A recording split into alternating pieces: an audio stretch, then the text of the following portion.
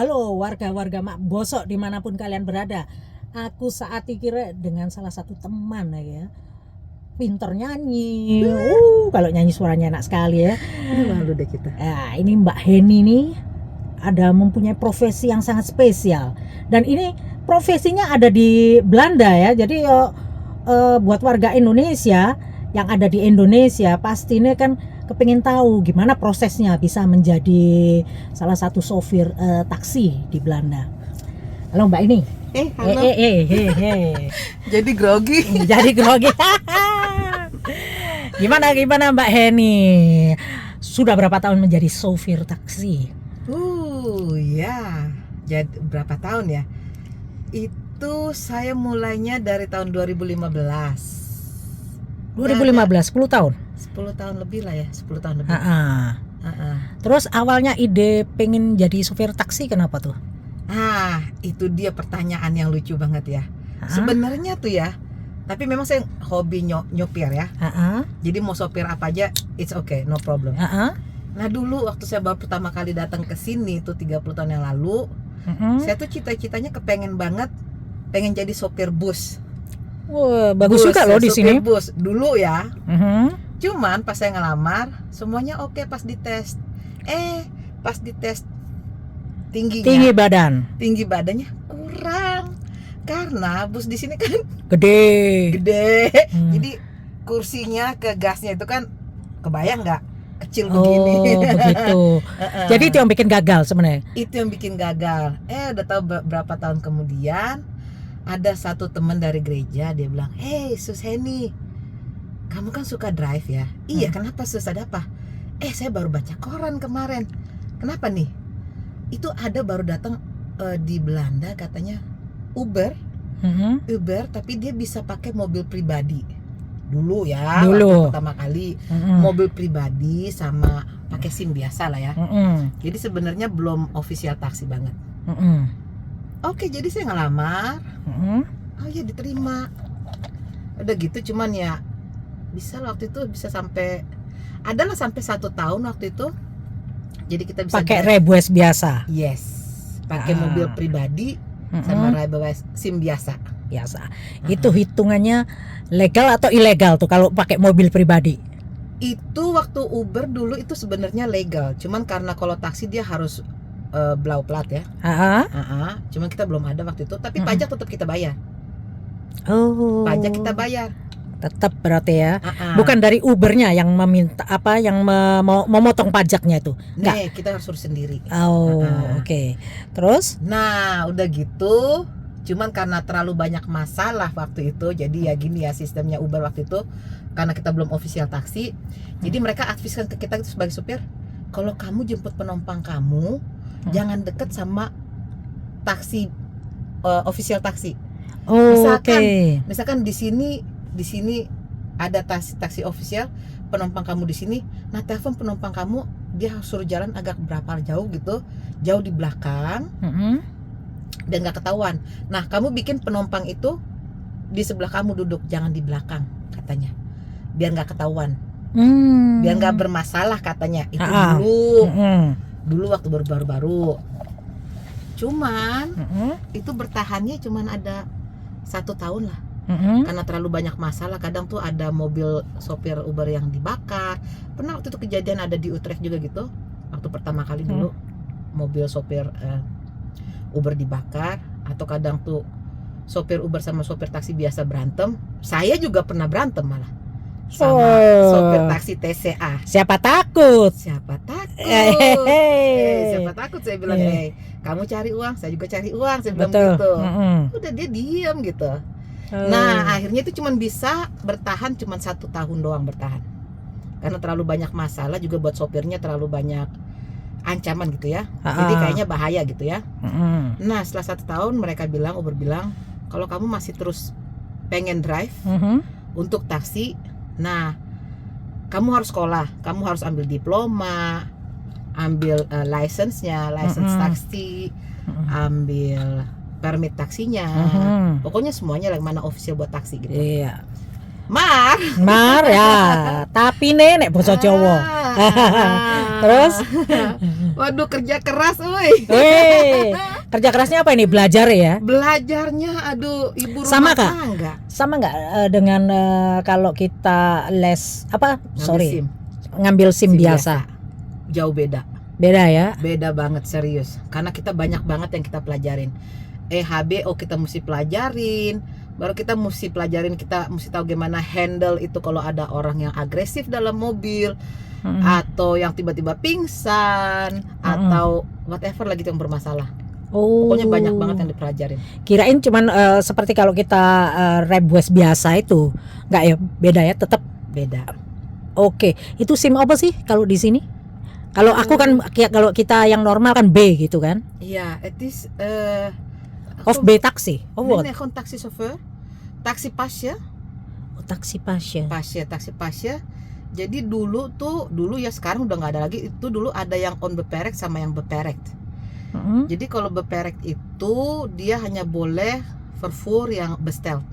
Kalau dipesen Baru datang. iya. Oke. Jadi dia nggak boleh ngambil penumpang di jalanan gitu. Buat kayak street taxi begitu ya. Nggak boleh gitu. Nah, jadi Tapi kalau Yai, saya dulu waktu pertama kali biar lebih cepat ambil yang beperkt. Mardano, Alwirmar, lagi-lagi tapi nih, itu bolehnya bertahan juga cuma 1 tahun. wah 1 tahun terus-terusan ini. Jadi Terus? kita kudu diharuskan lagi belajar. Ambil yang on beperkt. Oh. Nah, yang on beperkt ini bisa dia buat apa aja. Gitu. Kenapa nggak mulai awal langsung beperk? Karena kan kita mau cepet. Iya. Kejar setoran gitu ya. Kejar Istilahnya yo. kejar Iya. setoran. Iya, jadi ya itu kita harus ambil yang ujian praktek dan juga ujian yang teori. Praktek dan teori. Mbak, aku tanya nih. Yoi. Kan katanya mobilnya sewa nih. Mobilnya sewa.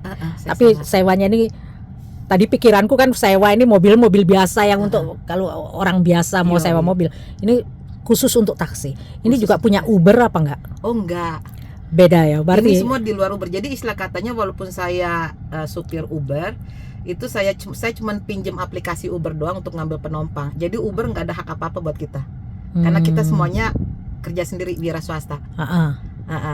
Terus kalau dari Uber kira-kira karena kan pakai aplikasinya Uber ya. Pakai aplikasi. Itu sistem pembayarannya gimana tuh? Bagi hasil lah istilahnya tuh. Jadi per rit, per satu Jalan. jalan kita diambil komisi sama Uber, tergantung sopirnya sudah berapa lama. Kadang ada yang bayar 30% yang baru, kadang ada 35% yang bayar per komisinya per rit. Kalau saya tuh masih bayar, ya bukan masih bayar, dulunya tuh waktu pertama-tama tuh 15%, 20%, sekarang 25%. Karena kan saya udah bisa Senior. dikatakan di Uber ini saya udah grandma gitu. Belum beruban, belum. jadi semakin senior istilahnya semakin gede ya itu nih ya pajak ya. Apa bagi hasilnya sama Uber ya? Enggak lah, dikit lah. Nih yang tadi kan bilangnya tadi 15%. Buat itu iya. Yang Tapi baru-baru tiap kali memang harus naik. ada kenaikan. Ada. Jadi buat yang pendatang supir baru, nah mereka bayarnya itu ada yang 30 sampai 35% per rit. Oh, 30. Ya, oke, Per rit, paham. Ya. Terus, Mbak, pertanyaanku lagi ini kalau untuk kehidupan sehari-hari ya, apakah pekerjaan ini cukup menjanjikan nih? Menjanjikan apa nih maksudnya? Maksudnya untuk kehidupan buat hidup nih. Penghasilan dari supir Uber ini cukup untuk kebutuhan sehari-hari, atau malah bisa untuk nabung-nabung, kan nggak ngerti. Oke, untuk foyo-foyo juga bisa. Bisa ya. Banyak berarti nih, banyak nih. Gini, sekarang jujurnya aja ya, sebenarnya kita sebagai supir taksi bukan cuma Uber doang. Semua supir taksi yang random Randstad biasanya karena selalu rame kan. Bisa dikatakan dulu waktu sebelum Covid time, sebelum Corona, kita tuh orangnya gimana ya mau dibilang ya. Kalau kita dapat rit, kita mau weigeren, kita mau tolak, it's okay, gampang. Mau rit yang harganya banyak atau terserah kita deh. Pokoknya gampang banget, asli gampang banget sebelum Corona. Nyari uang tuh gampangnya minta ampun. Bener, serius. Kita tuh semua sopir taksi bisa dikatakan orang kaya semua. Wih, Serius. serius ya. Dulu sebelum corona time. Nah, sekarang gimana? Sekarang? Setelah corona, bener. Yang dulunya tuh kita kerja 7-8 jam, sekarang kudu 12-14 jam buat ngambil omset yang sama. Dengan omset yang sama. Oke. Kerja keras. Masih bisa diambil omsetnya, cuma aduh bener asli kerja keras banget. Terus kerjanya nih, sekarang jam kerja Kebongkar deh. kebongkar deh. Aduh, gimana nih? Kalau kerja karena cewek kan, ada nggak rasa takut kalau pas readnya malam harus jalan malam gitu? Jujur nggak pernah, saya nggak ada ngerasa takut. Oke, saya bilang oke, saya orang Kristen, saya percaya Tuhan, saya berdoa, saya melakukan firman Tuhan di dalam kehidupan saya sehari-hari. So sebelum saya mulai untuk bekerja ya otomatis lah saya minta doa ya. Saya doa dulu sama Tuhan, iya biar bisa. Pokoknya apa aja, kemana saja saya ini melajukan mobil ini gitu, dan penumpang yang saya harus jemput dan antar tuh Tuhan udah berkati gitu.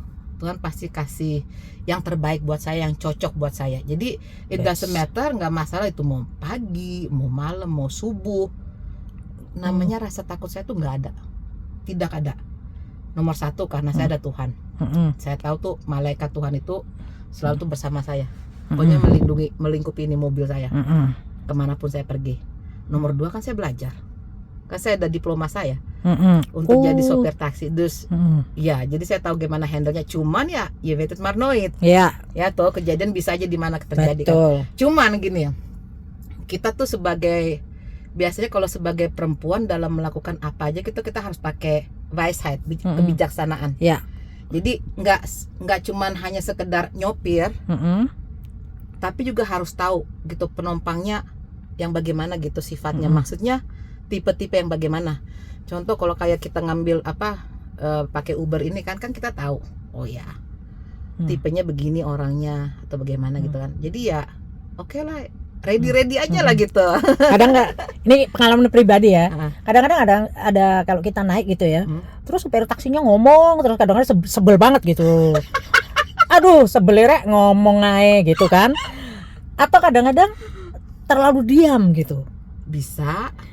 Terus ada lagi pada saat ditanya, "Pak, ini karena saya belum pernah ke daerah sini atau ke kota ini atau ke negara ini kira-kira kalau daerah sini isinya apa aja ya?" gitu ya. Gak bisa jawab gitu kan. Aduh, apa ya nggak bisa jawab. Itu buat penumpang juga kadang-kadang dia supir taksi masa nggak tahu sih, nah, kan gitu. Paling nggak kan kalau mau jalan makan malam yang ada nasi pecelnya tuh daerah sini nih mbak, enak gitu. Contohnya ya gitu. Ada nggak penumpang kayak gitu? Banyak. Ada banyak banget. Gimana ya, karena saya kan pakai Uber aplikasi, jadi otomatis penumpang saya tuh kebanyakan internasional. Apalagi saya tuh sering kerjanya di airport di Schiphol, Voornamelijk selalu. Jadi ya otomatis ya kita punya penumpang yang lokalnya jarang. Bisa dikatakan tuh satu harian saya harus tahu berbahasa Inggris karena penumpang saya itu semuanya yang internasional dari segala macam negara datangnya, bukan yang lokal. Yang lokal tuh jarang mau ngambil taksi. Kita tahu lah. Ya, naik kereta, naik tram, naik bus, naik sepeda. Kalau hujan Gretong. pakai apa? Payung. Gitu. Jadi ya otomatis kebanyakan tuh mereka yang memang yang pada belum pernah ke sini ya mereka pasti tanya. Memang rata-rata kebanyakan ke Amsterdam. Jadi mereka tanya kegiatan daily activity-nya enaknya ngapain di sini ya, di Amsterdam di city gitu. Nah, ya gimana ya? Saya tinggal di Nederland, di Amsterdam en omgeving al 30 jaar. Ik hou van autorijden en natuurlijk 10 tahun saya sudah jadi sopir taksi. Jadi saya tahu lah tempat-tempatnya gitu. Saya bilang ya kalau misalkan daily activity kalau buat turis kebanyakan mereka tuh kunjungan ke museum atau kayak di Stad of Amsterdam banyak tuh gedung-gedung yang unik. Itu tertarik banget buat turis-turis gitu. Ya. Baru itu daily activity lah atau canal cruise itu Rondvaart ya. Kapal itu. Nah ini dia yang paling tertarik banget. Kalau malam activity itu Seperti yang kamu tahu, saya bilang. Di Amsterdam kan bagian dengan red light district, Iya. yes. And nomor 1 kebanyakan orang datang ke Amsterdam yang paling tertarik buat mereka, of course, the coffee shop. Bukan tempat minum kopi, bisa juga minum kopi, Iya. tapi maksudnya Ya. nge-join gitu. Ya. Gini, Nah. Itu yang asik di Amsterdam. Itu kadang mereka sering bilang, sebenarnya saya nggak ngerokok, tapi saya datang ke sini spesial buat itu karena di sini bebas, kata mereka. Iya. Iya pasti, naturally saya bilang, pasti saya bilang gitu. Ya, pokoknya kalau penumpang tanya apa aja, saya tahu lah. Memang kebetulan saya tahu ya. Saya bilang ya saya tahu gitu. Iya. Kalau nggak tahu, kalau saya pergi ke kota lain gitu, ada yang saya nggak tahu, saya bilang saya bukan sopir dari sini. Jadi saya juga nggak tahu gitu. Karena saya biasanya di Amsterdam, tapi kalau di Amsterdam apa aja kamu tanya ke saya pasti tahu. Tapi kalau di luar Amsterdam, googling dulu ke kamu. Asik. Terus nih ya, kadang-kadang kan penumpang ini ada yang kasih kayak tips gitu ya. Buat orang yang baik. Kira-kira dalam sehari tuh banyak nggak yang ngasih?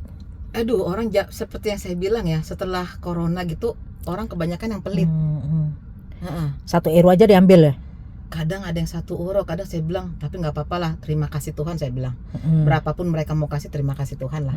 Itu aja saya bilang. Dan mereka rata-rata pembayaran secara kontan atau pakai card? Sekarang belakangan ini banyak juga yang kontan, tapi saya lebih suka yang langsung online gitu ya. Online. Jadi saya masuk nggak rekening perlu, langsung. nog niet, tapi itu masuk rekening di Uber. Ya di Uber toh. Uber aplikasi. Jadi itu terserah kita mau dagelijks, mau setiap harinya dilaten uitbetalen, dat kan ook, mau 1 minggu sekali bisa juga, terserah. Nah kadang kalau misalkan saya lagi perlu uang cash, ya saya ambil aja yang cash gitu, yang kontan rate gitu. Kalau perlu aja, kalau nggak perlu enggak. Terus ada lagi, kira-kira nih masalah mobilnya. Ini mobilnya kalau untuk orang Indonesia nih, ini bukan untuk taksi nih. Iya, lihat aja nih kan taksi tuh, lihat dong.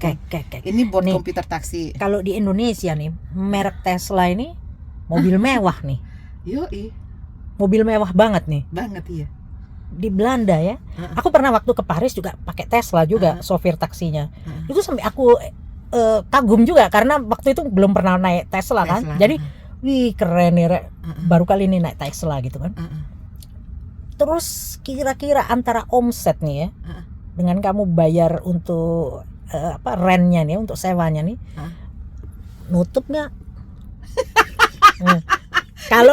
Kalau nggak nutup kayaknya nggak mungkin jalan terus kan gitu. Berarti nutup kan gitu. Aduh, kebongkar deh.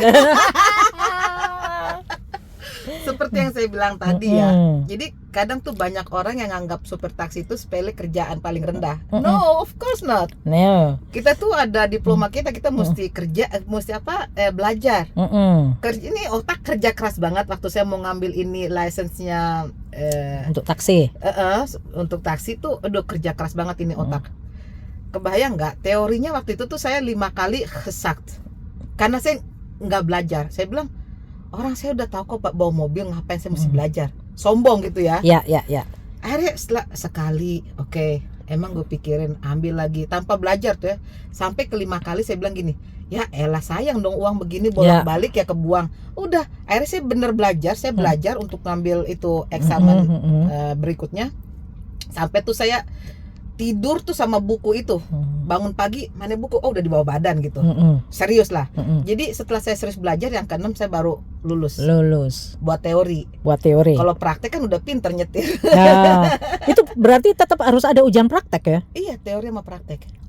Kirain karena mau ambil rebus lanjutan kan istilahnya, berarti cukup teori. Ternyata setiap enggak. kali mesti bayar juga, itu harganya jauh lebih mahal, bisa dikatakan 6 kali lebih mahal daripada ngambil SIM biasa. Yang praktek. Itu kok nawarin aku. Nah, jadi supir taksi nggak ada uang aku. Ujiannya mahal. Baru ini otaknya juga udah nggak nyampe nih. Ini nih yang buat komputer taksi ini nih. Dulu waktu saya baru mulai 10 tahun yang lalu dia harganya 1.500. Itu belum di inbound ya. Kayak begini. belum diaktifir yang ininya. Masih 1.500. Sekarang kalau ngambil baru yang beginian udah sama imbal apa gitu 4.000-an. Alin Days ya, cuman ini doang ya tanpa kartunya ini. Ini kan kudu ikut ujian dulu. Aku nggak masukin nih kartunya soalnya ada identitas kamu nih di sini. Ya, enggak. Tapi keren banget loh. Iya, kerja keras lah. Kerja keras. Kira-kira sampai umur berapa nih mau bertahan di sini? Di sopir taksi nih? Sampai pensiun kan? Pensiun di sini kan 67 tahun. Sampai 67 tahun. Ya kalau bisa sebelum 67 tahun udah berhenti udah pulang mulai ke Indonesia. Mau pulang Indonesia. Mau pulang ke mana? Ke Danau Toba. Ke Danau Toba. Sumatera Utara di Pulau Samosir. Aku pernah ke sana tuh. Serius. Enak banget. Ke desa yang apa itu dulunya tempat pemanggalan apa tuh? Oh, Sialagan. Iya, itu namanya. Stoncha. Keren sih. Buat aku keren. Dekat dari rumah. Setiap kali pulang Indonesia aku harus selalu ronce. Keliling. Jadi nggak satu tempat cuma Jawa terus nggak. Kadang ke Sumatera, ke Kalimantan. Saya nggak suka jalan-jalan. Saya cuma sukanya di Samosir aja lah. Soalnya kan perlu ketenangan ya. Iya. Di Samosir tuh tenang banget, indah banget. Cuacanya juga enak. Keren memang. Indonesia banyak yang keren-keren loh. Oh iya. Haruslah mengunjungi yang lain. Jangan di satu tempat terus, lain Soalnya tempat. kan udah capek kerja di Belanda ya. Setiap hari ngeliat orang, ngeliat keramaian. Kebayang nggak kalau sehari itu saya tuh bisa ngeliat orang tuh sampai 50 orang per hari di mobil saya. Di mobil saya. Per hari. Per hari. Kebayang nggak? Ini mulut ngomong terus. Karena gini, kalau kita nggak ngomong, mereka bilang sombong. Akhirnya rating dijatuhin ke bawah. Mereka nggak mau kasih 5 star, mereka kasih 1 star kalau nggak ngomong. Tapi kalau ada penumpang yang aduh ngomong aja nih sopir taksi, gimana tuh?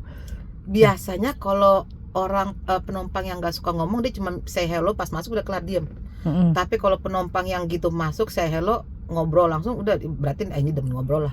Ya otomatis ya itu. Iyalah, kan kayak insting aja sebenarnya ya. Iya, gimana sih udah 10 tahun jadi sopir taksi. Iya, jadi insting insting kita mesti tahu penumpang kita gimana tipenya, suka ngomong apa enggak, atau suka musik. Paling enaknya kalau kerja gitu kan, orang-orang selalu bilang ya, "Mevrouw, kamu nggak takut ya kerja malam-malam cewek?"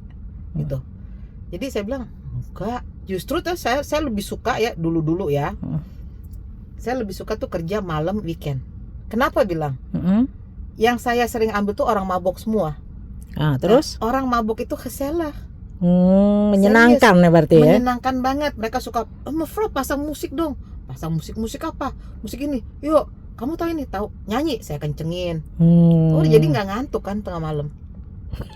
Nah itu jadi kita seperti yang saya bilang tadi, sebagai sopir taksi itu kita harus bijaksana. Kita harus tahu tipenya. Oke, kalau kita kerja paling pagi, nggak ada jiwa entertain ya. Semuanya pokoknya dari all kind of types. Jadi kalau kita pagi kita harus tahu, oh ya kalau pagi tuh sukanya penumpang yang diem. Apalagi kalau pas hari Senin pagi, mereka selalu bilang, "Ik moet even bijkomen, belum minum kopi." Mukanya itu kalau yang pagi. Beda lagi yang siang, beda yang sore, beda yang malam. Ada nggak penumpang yang kalau ini tanggal tua ini waktunya bayar rekening ini gimana nih? Itu kalau penumpangnya aku kayaknya di sini nggak ketahuan deh. Nggak ketahuan ya. Nggak ketahuan aja ya memang. Biasa aja semuanya.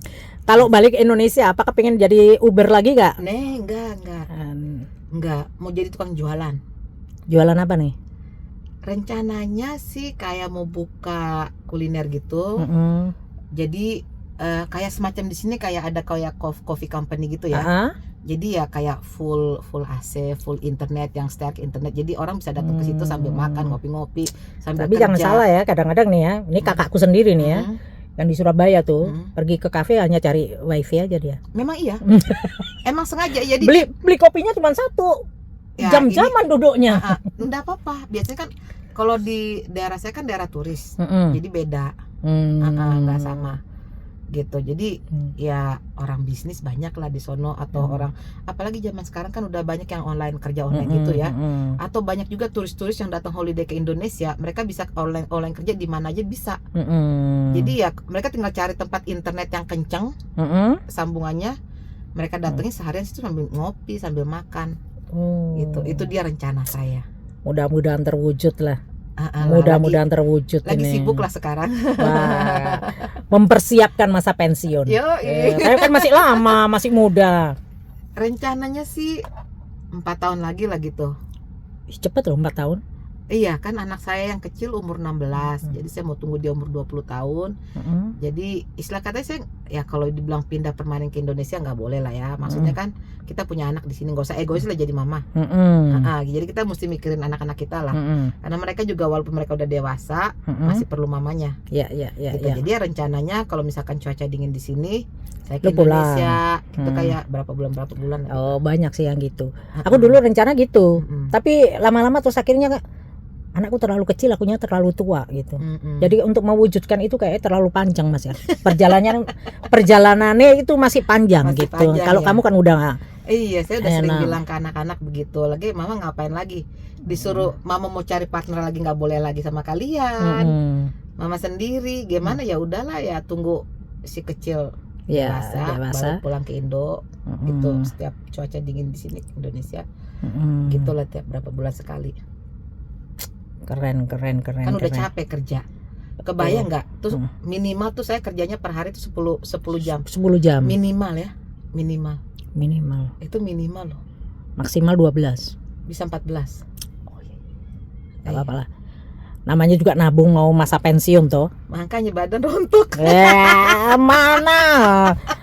Nih tatonya nih belum rontok. Oh, ini tatonya udah 15 tahun. Ini udah nggak begitu gede banget, tapi dia spesial lah. Kayak ini begin letter 6 dari anak saya. Saya kan punya 2 anak. Jadi ini yang K, anak paling besar Kevin. Ini S, Samuel. Terus mama Sinet Miden, Henny. Terus Kevin, Bagus. Henny, Samuel. Kayaknya kayak cuman lingkar-lingkar aja, tapi ternyata ada artinya ya. Iya. Keren ya. Dus mijn kinderen zijn altijd bij me. Ya. Keren. Iya, seperti ini juga kan. Ini dikasih anak-anak saya juga ini salibnya. Dus mijn kinderen zijn altijd bij me. Henny, sebenarnya masih banyak pengen tak omongin nih. Cuman kadang-kadang orang ini kalau kita terlalu panjang juga bosen denger kan. Lain kali kita sambung lagi. Alright. Betul kan? Kenapa enggak? Kita kan masih selalu ketemu nanti di acara teman-teman yang lain.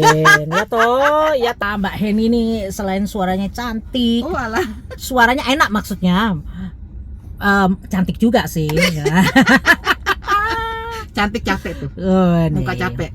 Kita semua muka capek ya. Kurang tidur soalnya. Nggak masalah lah.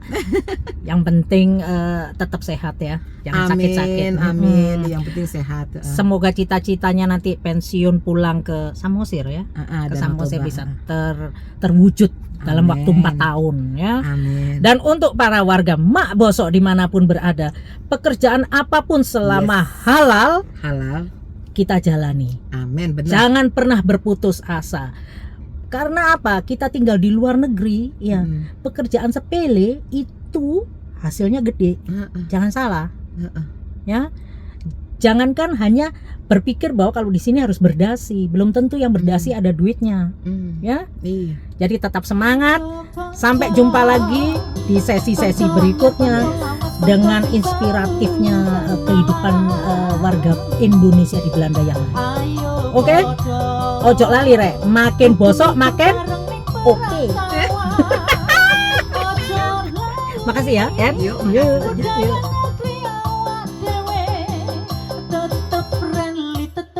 Tetap friendly, rendah hati dan cinta.